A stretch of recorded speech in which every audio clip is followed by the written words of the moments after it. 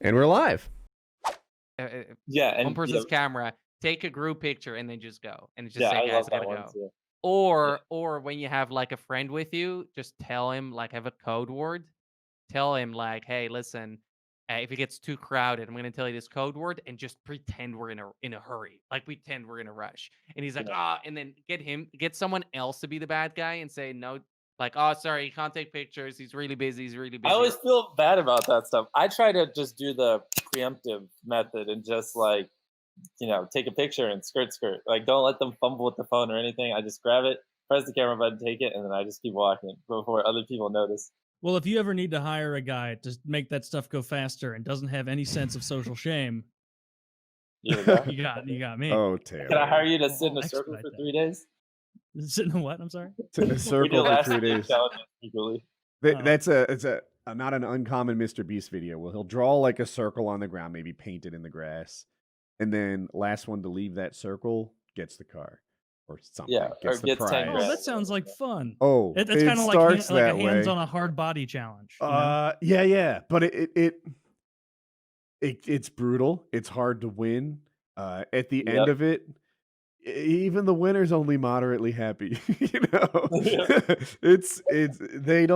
They play hard. And my favorite, the dynamic is, I'm sorry, I don't know the people's names, but his dad is like giving him shit for not being tough enough. Help me. Who are the players I'm talking about? Chandler's literally probably lost. All right, this is just a random number, but like $1 million in challenges because he just could not win any of them. And his dad's like, "What the fuck are you doing? Like, just win one." They'd get his dad on the phone and be like, "Toughen up, Chandler, would you?" And he'll give him like a pep talk. Still can't win. So his dad goes in there and he's like, "I'm gonna win the prize." His dad sounds a little like Ali. "I'm gonna win the prize myself," and he didn't. Not in the video I saw. But see, like all you would have to do is hang out in the circle, and then when you need to pee on the other participants. That is sabotage. They have a strict no sabotage. Oh, that's not allowed. Oh, well, then I would be out quick. But they didn't have a no teaming rule. So it was like, Taylor, I'll pay you $5,000 to leave if you give me that heated blanket. And you'll be like, oh, should I try and win 10 grand or take my 5? And now I get a heated, it's fun. It's interesting. It's actually funny. Earlier today, we wrapped up a challenge, which will probably be out when this goes up. Last to leave pool of money keeps it, and we just filled a pool with money in. A swimming pool of money? How much? Yeah, I mean, it's not like swimming. Like, it's more of a hot tub, but okay. Listen, like the thumbnail will show a really big pool, but in reality, it's just a hot tub. It's just a kiddie pool. And then the video opens with them bringing it back from Walmart. Yeah, it's a hot tub. It's funny. How much money does it take to fill a hot tub?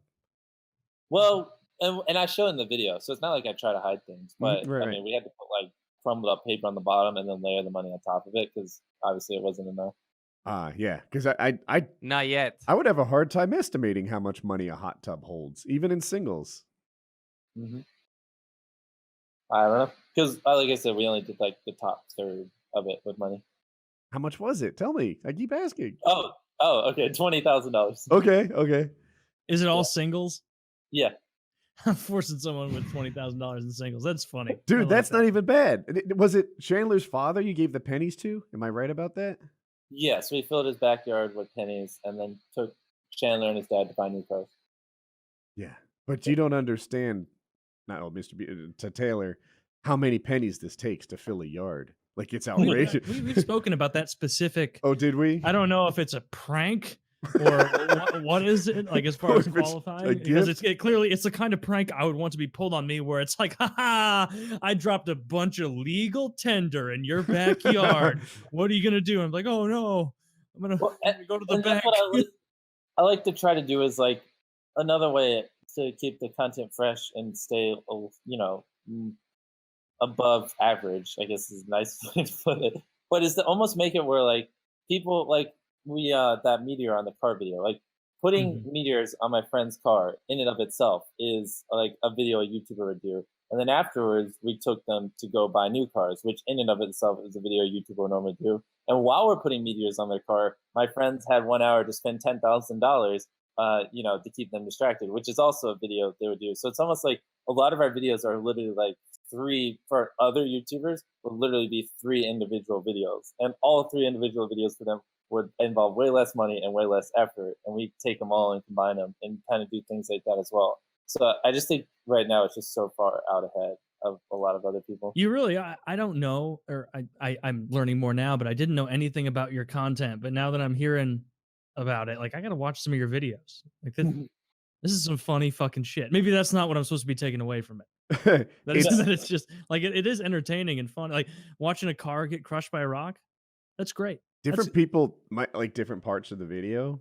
For me, it's about the human interaction, you know, and the money is just the catalyst, the spark that makes the humans interact, and that human interaction can be like struggling to stay in the water. Apparently, staying in the water for a long time is awful. They start freezing, and your fingers start like wrinkly. You think you've had, what do you call the Pringled fingers thing?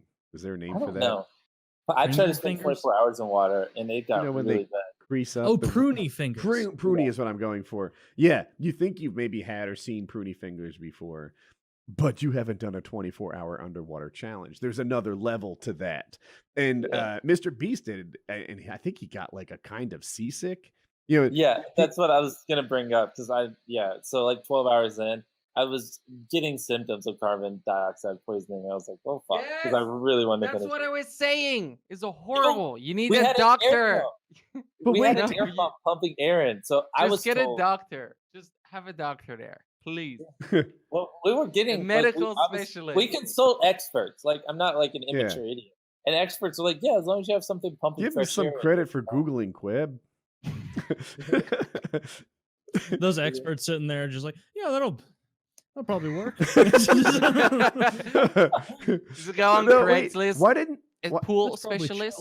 Why didn't the air pump work? So let me just lay this out. He's in a swimming pool, right? The kind that might be in a backyard.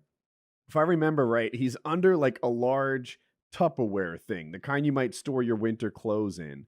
They somehow have that underwater with an air pump that in theory would bring in fresh air. So he's not supposed to get carbon dioxide poisoning because the thing is pumping in air from outside. Why wouldn't that work? I think because the carbon dioxide sits at the top is what we pieced together afterwards. I don't know, honestly. So maybe there wasn't enough circulation in the Tupperware? Maybe it's the specific airflow. Right? I could be all that. I don't know. I was really depressed at that time because I wanted to do the 24-hour challenge, and I was like, but I like almost threw up right after I got out. And dude, it's real. All of it's real. I'm not saying any of it, but like, the fact that it's real is what makes it interesting, and that's actually something I've wondered, like, how are you going to keep up that level of suffering? I was talking about it earlier in terms of money, like, you know. You might have liked to count to $100,000 for $500 in, you know, AdWord revenue or whatever. But now you probably don't like that deal, right? Now it takes a little more to get you out of bed. I don't want to let you go too deep on that tangent because suffering isn't everything on this channel. Like, it's not. It's like, so that's why I like to keep the content diverse, because I've cycled through so many phases, and like soon there'll probably be a time where nothing, like, we'll never do another long challenge like that again. Like, it's just about staying fresh, innovating, adapting, and always, you know, finding the new trend. Like, I donated to Twitch streamers, and I did 10 of those, and like every one of them got over 10 million views. And then we've done a bunch of Last to Leave challenges. Those have all gotten over 10 million views. I've done lots of money giveaway videos that have gone over 10 million views. I've done lots of 24-hour challenges. Like, it's just like, do something, and then once it starts to get a little old, just stop and do the next thing. You know what I mean? That's innovative. It's kind of the mindset. So like, I'm not worried about that.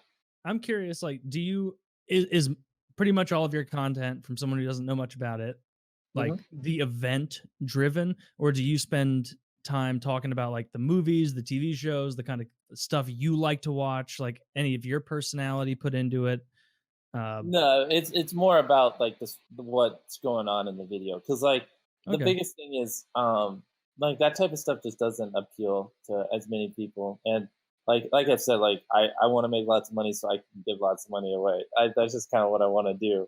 And so I got to appeal to a wide audience so I can make as much as possible so I can do lots. That's totally fair. Like, but you have a large enough following. I guarantee people are interested in like your personal life and things like that, like the kind of not even like super Hmm. personal life, just stuff like for example, like what are your go-to TV shows?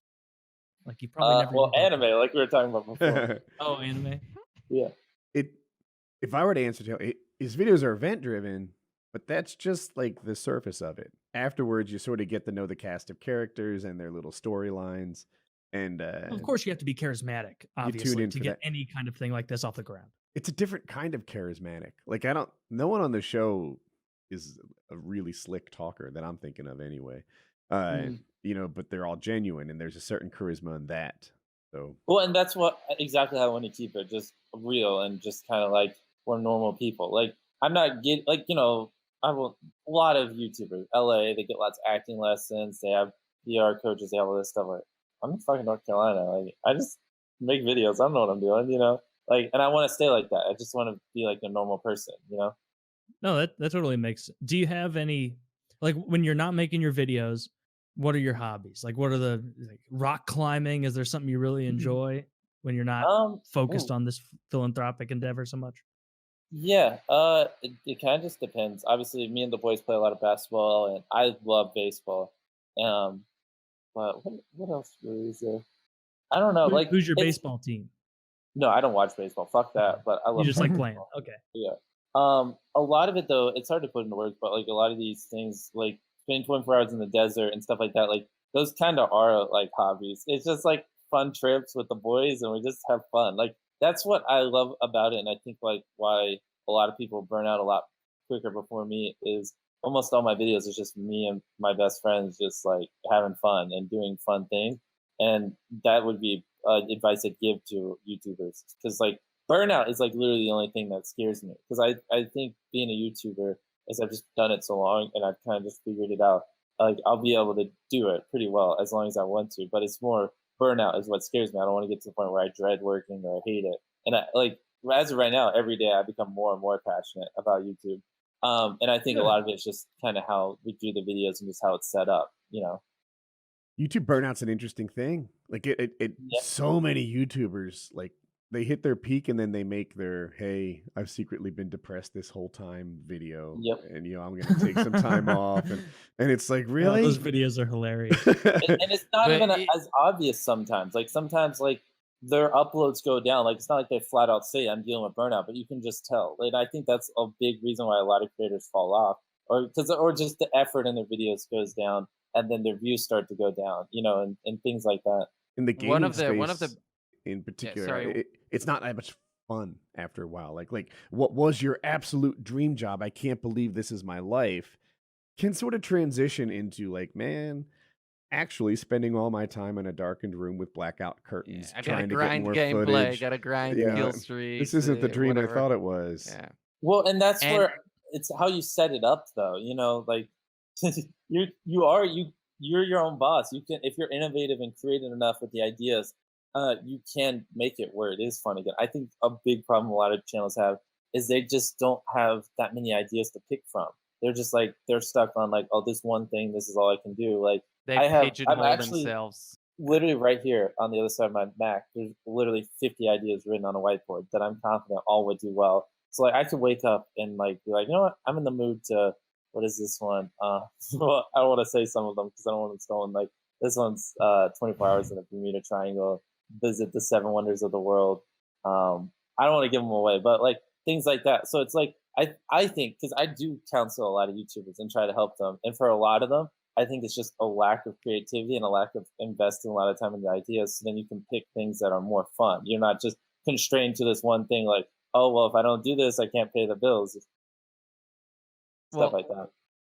another big problem is that a lot of YouTubers feel like they have to do everything themselves. So Yep. now, like you can do it for a year, 2 years, 3 years, working nonstop, no holidays, no weekends, and not Mhm. that good of a social life. No, like just like you can take that hit on your health, but if you keep it up for years and years and years, it's like you're gonna get depressed. Like it just makes complete sense because you're just Mm-hmm. inside doing all of this stuff yourself. You're not going to see a therapist or whatever. You cut off all your social ties. So if you actually grow it as a business, hire people, actually like give away work and take care of yourself, you're gonna survive like twice as long. 100%. I would say like 10 times longer, but yeah. 10 times as long. Yes. Yeah, probably.